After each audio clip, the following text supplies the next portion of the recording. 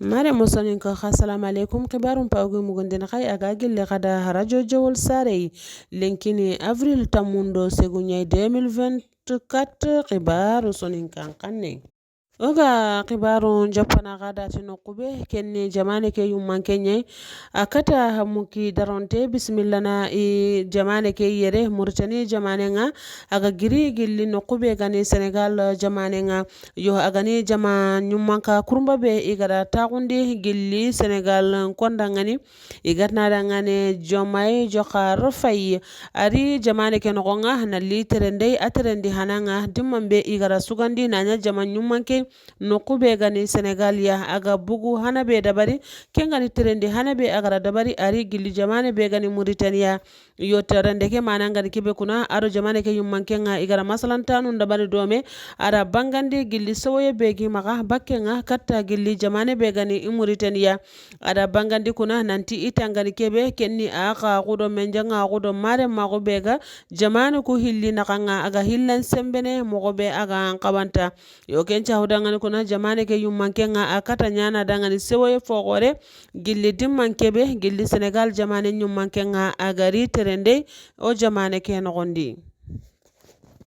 agarini dimmambe akembe gani gilli senegal jamane nyumman kenga ado duntangu katarini dome gilli ibe gani yasin falia agani ministriya ado gilli ibe gani malik njai aga gani duntangi agani ministriya ado gilli fatu jufu ado gilli duntankoro tananu adiga katarini terendeke gilli nokube gani Mauritania yo kencha udangani kuna jamane ke nyumman kenga ikata maslanta sennu dabarni dome gilli qidi hata qore gilli se halle magu kebe ga katta jamane ku hilli nakanga aga sembene mogobe kebi ona jokkido gilli kibaru benu go magayere ona tinga kada gilli sugandinde be garini nya jabane ken gondi yo sahande be igadara qungunyi aga joppe lenkiya ma kebe ga katta me tampilenda kabunga yo ida bangandi kuna gilli duntange be ga sigido kebe gani gilli sugandinde nga igata dadda wol abdul jalil agara digame ngutu katta gilli kebe gani kibari sankanunga ada bangandi nanti ku gollu igadira qungunyi kenya gilli sorobenu ga tere iga munda gilli ivotera mpara kunu ado sorobenu kadi iga madame sahene ado sorobenu ga isino nga aga darna gilli kebe gani sino tamilo segu iga kawana nchahe ina kunya sahana yo ada bangandi kuna gollu kuno nga miga kata sikire mogobe aga kawanta bawni gilli gollu nga iga dira kungunyi kenya serebe suga jamanendi hakke wamaga anga kawana sugandinde dabari yo kencha hudanga ida bangandi kuna nanti dara qongunyi lenki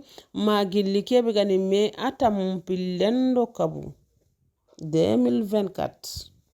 hay kebi ona jokkido gilli kibaru benugo makayere ona tinga kada jaman palle o tinga nakada gilli no kube gane burkina faso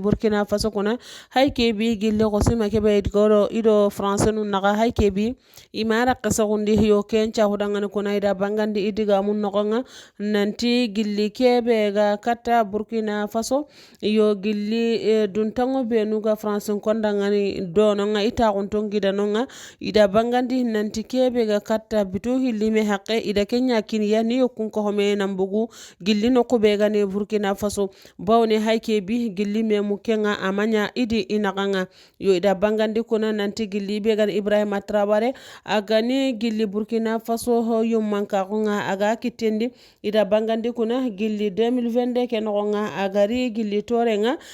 kenga amadunge gilli kebe gan france konda iga taguni dangani gilli no kube gan burkina faso nogonga bawni akenga da simma mogobe kenniya gilli kebe gani france konga iga jamane ke nogonga imide ma ijamane churundin ikunno nonga igi iyimmenu munna hanye ka intado gilli kebe gani burkina faso yimme munna hangani kebe kanyanya sababu yakuna igar holla kuntere gilli france konkane gilli no kube gani burkina faso yille nanti dangani ini iyo kunko home ina ijamane nga ina roqiya jowe maga yille na wakati kara tekiniya kengani gilli 48 heures ini bagaz nun ko home indaga mare musonin ko kwani xibaru be ogadi kitani mugonde xay aga gille xada radio jawol sarey ibe gani xibarun kinna xay mama jara o watni xada haytatana kebe xada kebe gan xawa onari ona bangandi xada moxobe gan xawanta o watni xada assalamu alaikum wa rahmatullahi taala wa barakatuh